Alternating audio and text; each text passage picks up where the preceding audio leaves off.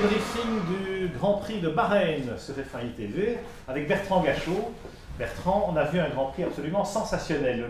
Les gens commençaient à se plaindre, ou en tout cas certains commençaient à se plaindre sur le fait que cette F1 New Look était peut-être pas très spectaculaire. Et puis là, on a eu une course formidable. Non, c'est vrai que moi, je ne m'attendais vraiment pas à une course aussi passionnante. Et de voir que vraiment la compétition, c'était pas seulement au niveau des deux Mercedes, mais même dans le peloton, il y avait vraiment des belles passes d'armes. Ça fait du bien à tout le monde.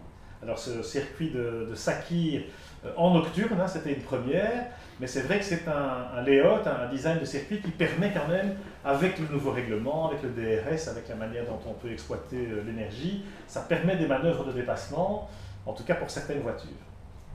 Non, je dois dire que c'était un spectacle extraordinaire et c'était une des meilleures courses de ces dernières années. C'est vrai. Alors le duel évidemment entre les deux pilotes Mercedes, Nico Rosberg en pole position, Lewis Hamilton qui prend un meilleur départ, et puis on a vraiment eu une vraie bagarre entre eux. Il y a eu la double stratégie, la stratégie un peu différente pour Rosberg quand il s'est rendu compte qu'il ne passait pas Lewis à la régulière. Il a mis des pneus durs un peu plus tôt. Finalement, la safety car à la fin les a remis ensemble, mais Hamilton est parvenu chaque fois à reprendre la première place. On a rarement vu un duel d'une intensité pareille entre équipiers, Bertrand. Oui, j'étais étonné parce que je ne m'attendais pas à ce que Rosberg puisse mettre une pression pareille. Je pense qu'ils avaient des problèmes avec la voiture d'Hamilton au niveau de la consommation. Non, c'est vrai qu'en fait Hamilton était en pneu dur à la fin et Rosberg en pneu tendre. Voilà.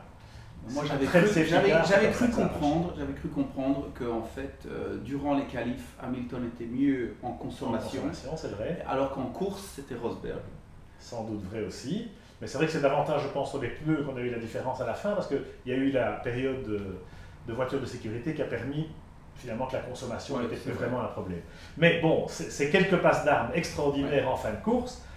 Entre équipiers, c'est quand même chouette aussi que chez Mercedes, on ait laissé les deux pilotes se battre et on a quand même frôlé l'incident, on l'a touché. Non, mais c'est sûr que s'ils commencent déjà à donner des team orders à partir de cette course, c'est vraiment contre le spectacle et même l'esprit de ce que Mercedes fait.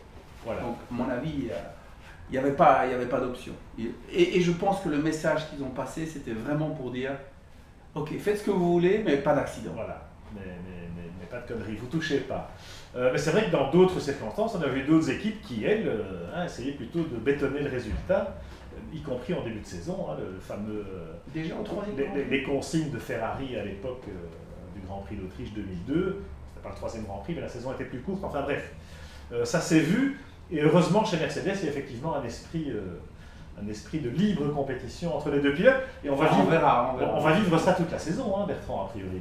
Oui, enfin, les moteurs Mercedes semblent imbattables à l'heure actuelle. Mais on va voir comment ça va se passer au niveau politique. Parce que pour le moment, tout le monde s'entend très bien. Mais je pense que ça ne va pas rester comme ça. Ça ne peut pas rester comme ça. On a quand même vu que Nico Rosberg sur le podium n'était pas très heureux quand même de ce qui lui était arrivé. Il a reconnu sa défaite, mais enfin on sentait qu'il était...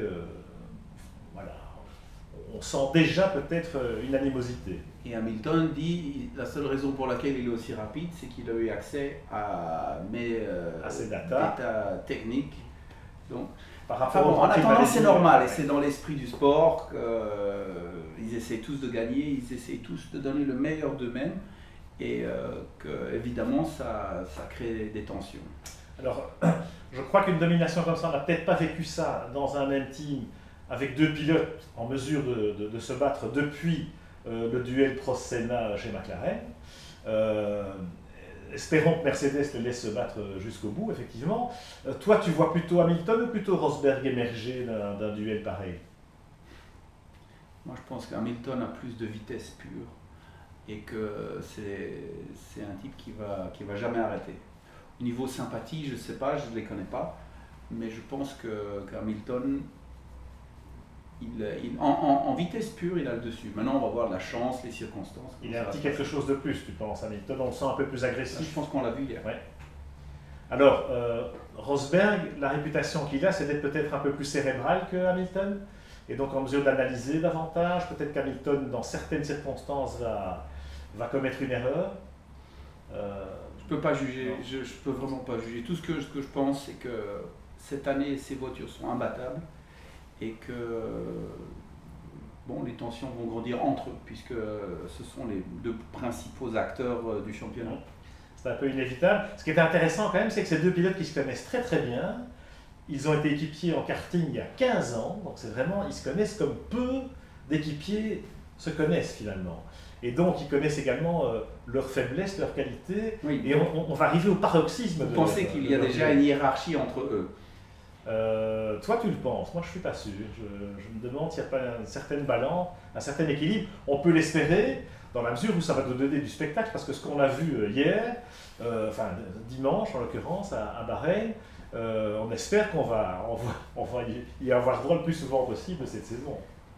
Moi, ce qui m'a vraiment frappé, c'était que c'est les Red Bull. Je dois dire, je suis vraiment étonné de voir que le changement, puis le changement d'attitude, la façon dont ils communiquent, c'est assez intéressant. Et puis ce qui m'amuse beaucoup, c'est de voir que l'année dernière, les deux meilleurs pilotes du plateau, c'était Weber et Vettel. Et cette année, tout d'un coup, il y a Ricciardo qui arrive avec une voiture compétitive et tout d'un coup, voilà, maintenant en plus il bat Vettel, donc c'est vraiment lui le bon pilote. Et je pense qu'en tant que spectateur, il faut vraiment se rendre compte d'une chose, c'est que en Formule 1, la voiture, enfin vous prenez un des pilotes, je dirais, dans le top 10 et vous le mettez dans la Mercedes, ben, il gagnerait et il serait capable de se battre comme on l'a vu Tu veux dire la mécanique est définitivement décisive par rapport au niveau de pilotage, lequel est assez élevé en général. Non, mais ce qu'il y a, c'est que je trouve qu'il ne faut pas s'émerveiller de la performance de Ricciardo.